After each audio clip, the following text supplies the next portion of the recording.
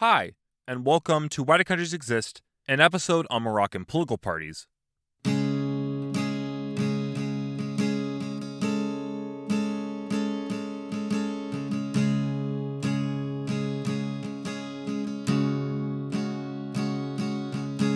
today's episode was requested by Maybe Let's Plays and More and Sam Volkers, both on YouTube.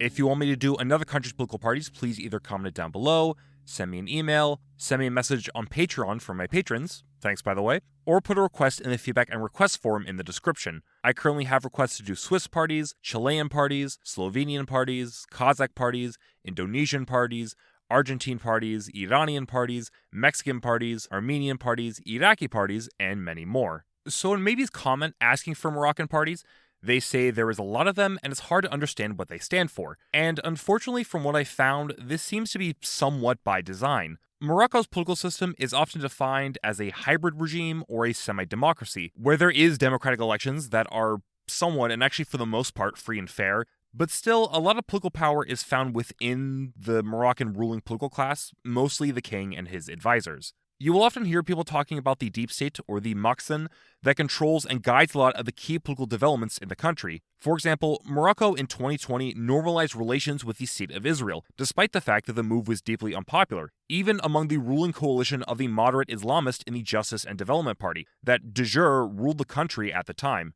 But since it's what the king and the Moroccan wanted, it's what happened. While politics have been liberalizing and becoming more open in the country since King Mohammed VI took power, and even more so since reforms were carried out after the Arab Spring protest in 2011, political parties do still have to bend a certain amount to the will of the Moroccan, which makes pretty much all of them appear to stand for nothing. Morocco's lower legislative house is the House of Representatives. There are 395 representatives who are elected via two ways. 305 are elected from the local vote from 92 different constituencies found throughout Morocco. Constituencies will send a different number of representatives depending on the size of the constituency, with some sending only 2, while others send 6.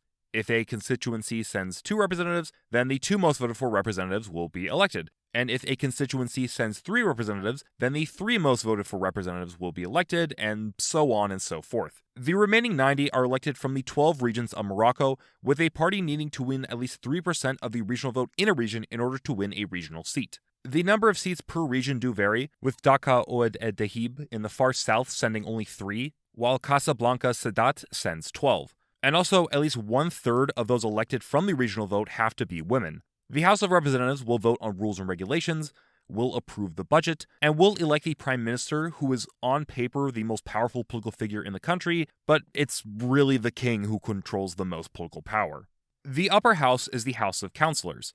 There are 120 councillors who are elected via 2 ways. 72 are elected from regional and provincial councils. The remaining 48 are elected from a series of electoral colleges reserved for professionals, labor unions, and employer business associations. The House of Councillors will vote on rules and regulations, but the House of Representatives can ignore the House of Councillors if they really want to. The House of Councillors is seen as a weaker and more advisory body. Also notably, a decent chunk of its members represent not political parties, but actually labor unions, making it unique. Morocco is also a member of the African Union and sends 5 members to the AU Parliament. Finally, since Morocco was colonized by the French, French is used semi-frequently in business and politics in the country.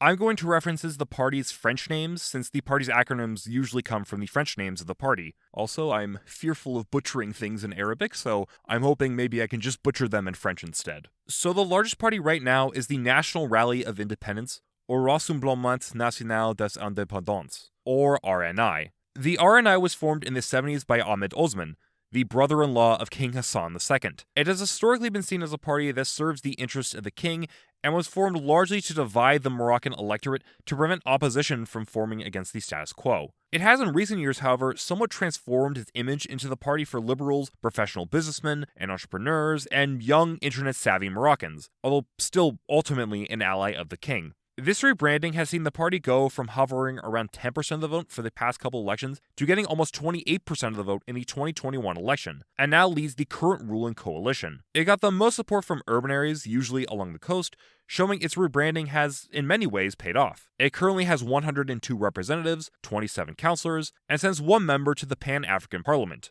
It is currently headed by Aziz Akanouch, a businessman, current prime minister, and surprisingly, also current mayor of Agadir. The RNI's program is based on using the government to build up and modernize the Moroccan economy. It favors more government investment in healthcare, education, and job growth. It talks on its website about giving 1,000 dirham every month to every senior in the country, creating more hospital jobs, supporting Moroccan-owned businesses more, spending more on training women for the workforce, wants to digitize the health and education system more, and wants to support the use of Amazigh more. The party also made it a goal last election to meet with local Moroccans and hear their concerns. The RNI's victory in 2021 can be attributed to its rebranding, or it can be attributed to underhanded tactics used by the party. The party was accused of getting the backing of the state to help them campaign and used both vote buying and ballot stuffing to secure their victory. Corruption is also something that has plagued Akhnouch's time in government, serving as a minister in the 2010s. He and his companies had boycotts declared against them at several points due to corruption he partook in, and his continued involvement in business while still being prime minister. Also, since the RNI tends to be described as pro-business, you do find accusations that they are a party for the rich and don't care about the average Moroccan, which has led to protests in 2022 and earlier this year as prices have risen and people have lost their purchasing power. Finally, since it is a party that was formed to serve the interests of the king, it is seen as a party serving the interests of the deep state and supporting the status quo, and serving as a party that will oppose any real change in the country. The second biggest party in the ruling coalition is the Authenticity and Modernity Party, or Parti Authenticité et Modernité, or PAM. PAM was in many ways created to be the new RNI. It was founded in 2008 by a close friend of Mohammed VI as the merger of several small parties and was seen as close to the king and vaguely liberal, tending to be described as progressive, socially liberal, or centrist. It was the main rival to the moderate Islamists, often competing with them and serving as a counterweight to their growing influence in the 2010s. In 2016, it emerged as the second most voted for party. In 2016, it emerged as the most voted for party, and while it did lose some votes in 2021, it again was the second most voted for party and serves as an important ally to both the RNI and the king. It historically did well in rural regions, where rural elites friendly with the king could easily mobilize support towards them. But last election actually managed to do fairly well in cities like Rabat and Tangier. It has 87 representatives and 19 councillors. It is currently headed by Ayabtif Ulabi, the Minister of Justice, and also Mayor of Tarodont. PAM's website was down when I tried to look at it, so I couldn't actually go to their website and look at their policies, but my understanding is they broadly support a secular society, want more transparency, argue that old political parties were too stuck in the past and they want to bring real change, and wants to support Mohammed VI's vision for Morocco.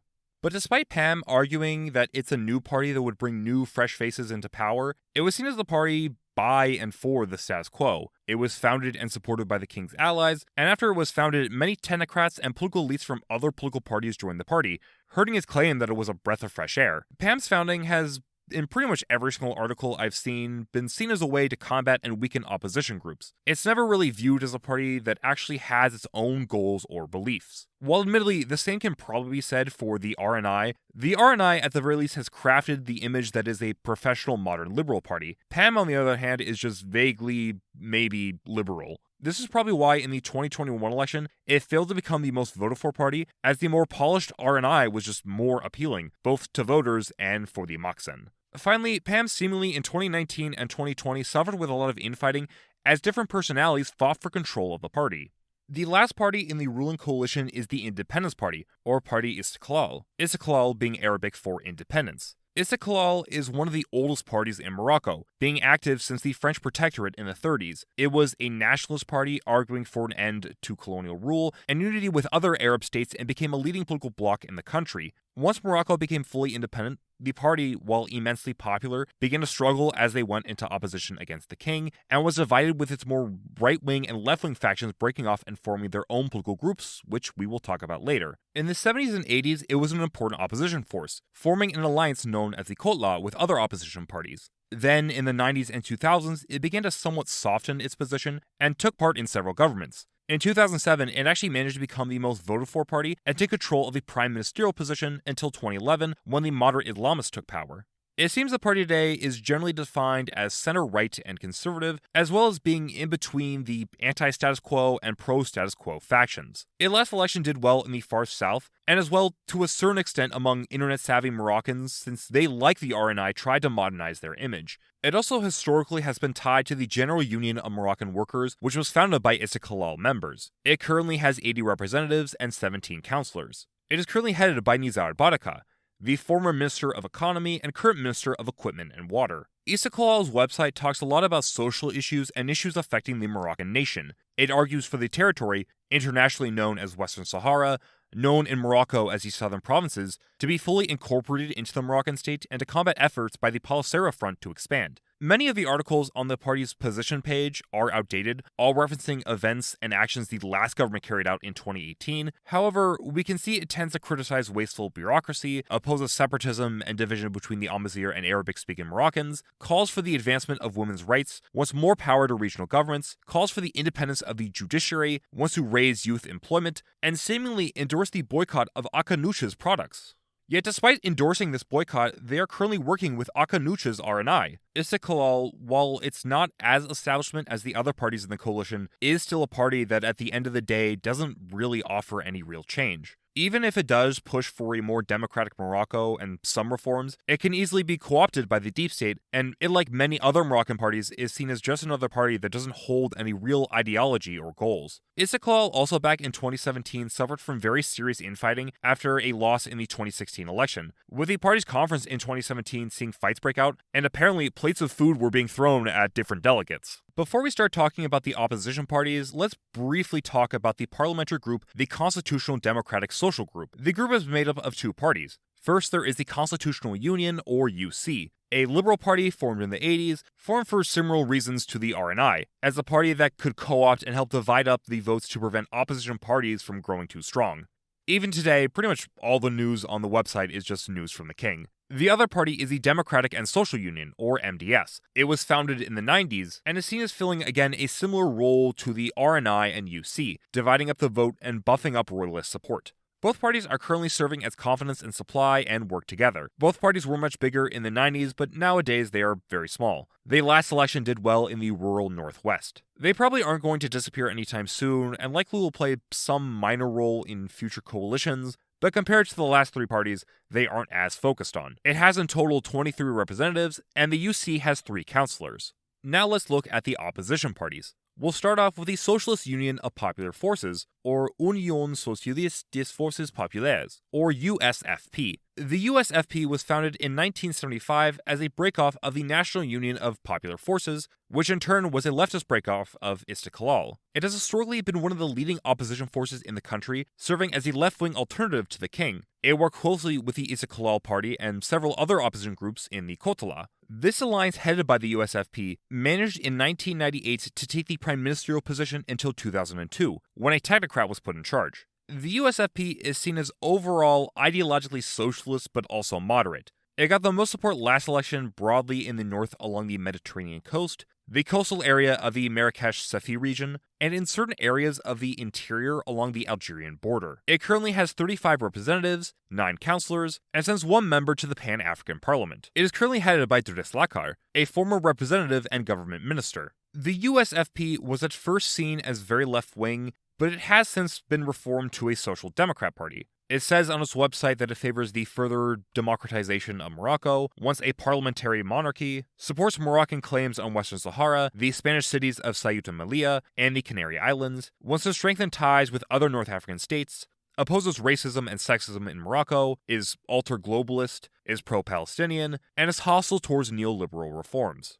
However, it claiming to be anti-neoliberal is ironic, considering the USFP has apparently helped push through privatization and neoliberal reforms when in government. It, like Istiqlal, while in the 70s and 80s was seen as one of the leading opposition parties, once it got power, it was subverted by the state. This saw the USFP go from one of the most popular parties in the country, being the most voted for party in 1998 and 2002, to getting just 7% of the vote and losing half of its vote share in 2007. The party has softened this message and was able to worm its way into several governments in the 2000s and 2010s, but still failed to bring any real meaningful change, and it ultimately appears to stand for nothing. There also is a wider problem of the left in the Middle East/Muslim world. While from roughly the 40s to the 80s, left-wing forces and governments were powerful and represented a powerful force against the establishment and imperialist forces, as the years have gone on, left-wing forces and governments either failed to bring about meaningful change, became repressive, and or work with states they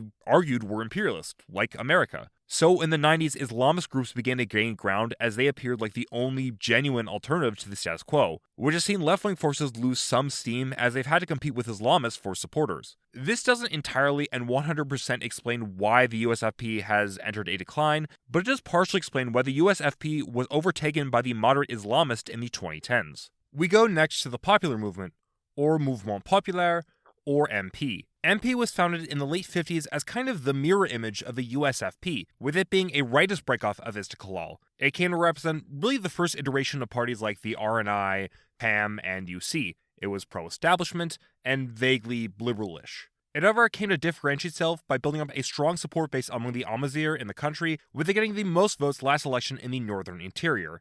It currently has 27 representatives and 12 councillors. It is currently headed by Muhan Linser, a former representative and head of the Fez Menkens region. MP wants more regional development in the Maghreb, wants to restart the Arab Maghreb Union, wants to do more to support the Amazigh language, wants more women represented in political office, wants to crack down on drug trafficking, and supports more renewable energy. It also wants to crack down on tax evasion, wants to cut down on red tape for businesses, wants more funding for schools in rural Morocco, and wants universal healthcare for all craftsmen and semi-employed professionals.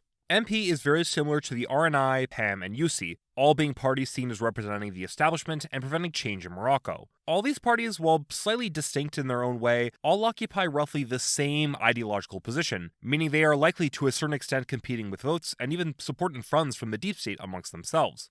Finally, this is speculation, but I could imagine that the party is to a certain extent upset with being a part of the pro-establishment bloc, but failing to actually enter into government with the RNI or PAM, meaning it loses the privilege and prestige and the benefits of holding ministerial positions. This may cause some tension and resentment among political elites of the party, and could be a source for future infighting in the party. Next, we have the Party of Progress and Socialism, or Parti de Progrès et du Socialisme, or PPS. The PPS was founded in the 70s by ex-communists who formed the party hoping to avoid repression from the authorities. It came to represent, similar to the USFP, Marxist and leftist thoughts, but maybe a bit more principled than the USFP, since it does come from ex-communist.